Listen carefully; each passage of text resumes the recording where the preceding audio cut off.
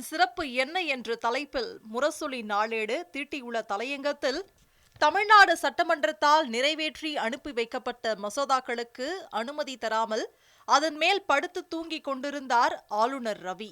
இது சட்டவிரோதமானது என்று உச்சநீதிமன்ற நீதியரசர்கள் தீர்ப்பு அளித்தார்கள். இதன் பிறகும் இந்த தீர்ப்பில் பெரிய வெற்றி எதுவும் இல்லை என்று சில தற்குறிகள் தொலைக்காட்சி ஊடகங்களில் ஊளையிட்டுக் கொண்டிருப்பதை பார்க்க முடிந்ததாக தெரிவிக்கப்பட்டுள்ளது. உச்சநீதிமன்ற நீதிபதிகள் JP பர்திவாலா, R மகாதேவன் அடங்கிய அமர்வு அளித்த தீர்ப்பின் சிறப்பு என்ன? தமிழ்நாடு அரசு தனது உரிமையாக எதை கேட்டதோ அதை வழங்கியிருக்கிறது இந்த தீர்ப்பு. அதுதான் தீர்ப்பின் சிறப்பாகும். நீட் விலக்கு மசோதாவை ஆளுநர் நிறுத்தி வைத்த போது தமிழ்நாடு சட்டமன்றம் நிறைவேற்றி அனுப்பிய சட்ட முன்வடிவை ஆளுநர் நிறுத்தி வைக்க முடியும், உதாசீனப்படுத்த முடியும் என்றால் இந்த இந்திய துணைக்கண்டத்தில் மாநிலங்களின் கதி என்ன? அரசியல் சட்டம் வகுத்து தந்துள்ள ஒன்றிய மாநில அரசுகளின் உறவு எங்கே போகும்?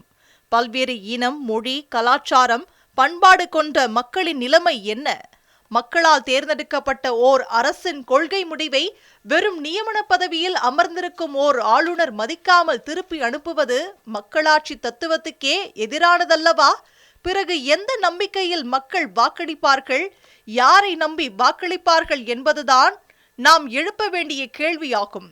வேற்றுமையில் ஒற்றுமை என்பதுதான் இந்திய துணைக்கண்டத்தின் பண்பாடு. அதை சிதைக்கலாமா? இவற்றை எல்லாம் சிந்திக்க தெரிந்தவர்கள் சீர்தூக்கி பார்க்க வேண்டும் என்று முதலமைச்சர் மு.க.ஸ்டாலின் கேள்வி எழுப்பினார். இதனை வலியுறுத்தும் வகையில் மிக முக்கியமான தீர்மானத்தை தமிழ்நாடு சட்டமன்றத்தில் கொண்டு வந்தார் முதலமைச்சர் என முரசொலி நாளேடு கூறியுள்ளது. மாநில மக்களின் குரலாக விளங்கும் சட்டமன்றங்களில் நிறைவேற்றி அனுப்பப்படும் மசோதாக்களுக்கு அந்தந்த மாநில ஆளுநர்கள் ஒப்புதல் வழங்க குறிப்பிட்ட கால நிர்ணயம் செய்யப்பட வேண்டும் என்று ஒன்றிய அரசையும் குடியரசுத் தலைவரையும் வலியுறுத்துவது என்றும், மக்களாட்சி தத்துவம் மற்றும் மாட்சிமை பொருந்திய இச்சட்டமன்றத்தின் இறையாண்மை ஆகியவற்றுக்கு களங்கம் விளைவிக்கும் வகையில் தொடர்ந்து தமிழ்நாடு மக்களின் நலனுக்கு எதிராக செயல்படுவதை தவிர்த்து தமிழ்நாடு சட்டமன்ற பேரவையின் சட்டம் இயற்றும் அதிகாரத்தை நிலைநாட்டும் வகையில் இப்பேரவை நிறைவேற்றி அனுப்பும் மசோதாக்களுக்கு உரிய காலத்திற்குள் ஒப்புதல் அளித்திட வேண்டும் என்று ஆளுநருக்கு உரிய அறிவுரைகளை ஒன்றிய அரசும் குடியரசுத் தலைவரும் உடனடியாக வழங்கிட வேண்டும் என்றும் இப்பேரவை ஒருமனதாக வலியுறுத்துகிறது என்ற தீர்மானத்தை கடந்த 9/1/2023 அன்று தமிழ்நாடு சட்டமன்றத்தில் முதலமைச்சர் கொண்டு வந்து நிறைவேற்றியதை முரசொலி நாளேடு சுட்டிக்காட்டியுள்ளது. தமிழ்நாடு முதலமைச்சர் மு.க.ஸ்டாலினால் நிறைவேற்றப்பட்ட இத்தீர்மானத்தை தான் உச்சநீதிமன்றம் தனது தீர்ப்பாக அளித்துள்ளது. மசோதா மீது 1 மாதத்துக்குள் ஆளுநர் முடிவெடுக்க வேண்டும். மசோதாவை நிறுத்தி வைப்பதாக இருந்தால் 3 மாதத்துக்குள் அரசுக்கு தெரிவிக்க வேண்டும். மசோதாக்களை குடியரசுத் தலைவருக்கு அனுப்புவதாக இருந்தால் 3 மாதங்களுக்குள் அதனை செய்ய வேண்டும். மறுபரிசீலனை செய்வதற்காக மசோதாவை மாநில அரசுக்கு அனுப்பி அதே மசோதாவை 2வது முறையாக ஆளுநருக்கு வந்தால் அதற்கு உடனடியாக ஒப்புதல் வழங்க வேண்டும் என்று உச்சநீதிமன்ற நீதிபதிகள் வரையறுத்து விட்டார்கள். இதுதான் முதலமைச்சரின் சட்டசபை தீர்மானத்தின் உள்ளடக்கம் ஆகும் என முரசொலி நாளேடு தெரிவித்துள்ளது. மாநில மக்களின் குரலாக விளங்கும் சட்டமன்றங்களில் நிறைவேற்றி அனுப்பப்படும் மசோதாக்களுக்கு அந்தந்த மாநில ஆளுநர்கள் ஒப்புதல் வழங்க குறிப்பிட்ட கால நிர்ணயம் செய்யப்பட வேண்டும் என்று கேட்டார் முதலமைச்சர். அத்தகைய கால நிர்ணயத்தை செய்துள்ளது உச்சநீதிமன்ற தீர்ப்பு. ஆளுநர் ரவி என்ன சொல்லி திரிந்தார்? நான் நிறுத்தி வைத்தாலே நிராகரிக்கப்பட்டதாக அர்த்தம் என்று கொக்கரித்தார்.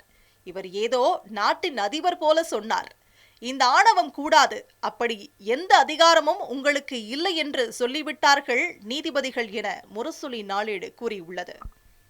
அரசமைப்பின் 200வது விதிப்படி சட்டமன்றங்களில் நிறைவேற்றி அனுப்பி வைக்கப்படும் மசோதாக்களுக்கு ஆளுநர்கள் ஒப்புதல் அளிக்க வேண்டும்.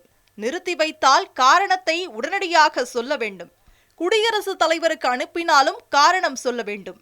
மீண்டும் அரசு அனுப்பினால் அதற்கு ஒப்புதல் தர வேண்டும் என்று ஆளுநர்களுக்கு மிக சரியான கடிவாளத்தை உச்சநீதிமன்றம் போட்டுள்ளது. 2வது முறையாக நிறைவேற்றி அனுப்பி வைக்கப்பட்ட மசோதாக்களை குடியரசுத் தலைவருக்கு அனுப்பக்கூடாது, அது சட்ட விரோதமானது என்று சொல்லிவிட்டது உச்சநீதிமன்றம் என முரசொலி நாளேடு தெரிவித்துள்ளது.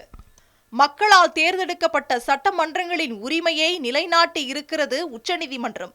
நியமன பதவியில் உட்கார்ந்து கொண்டு நிர்வாகத்தை முடக்கி மக்களாட்சி மாண்பை நிர்மூலமாக ஆக்க துடிக்கும் ஆளுநர்களின் ஆணவச் செயல்களுக்கு கட்டுப்பாடு விதித்திருக்கிறது உச்சநீதிமன்றம்.